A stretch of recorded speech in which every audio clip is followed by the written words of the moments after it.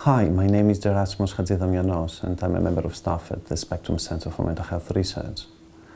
Spectrum Center was set up approximately 6 years ago through a very generous, anonymous donation. The focus of our work is to conduct translational research into psychological therapies. We have a series of streams of research. One of them is psychopathology, run by one of my colleagues.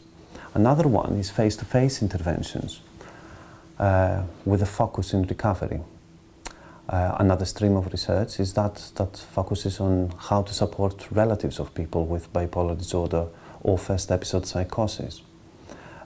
One successful clinical trial that we have run was called REACT, and this has shown that by supporting appropriately relatives of people with first episode psychosis, things can get much better.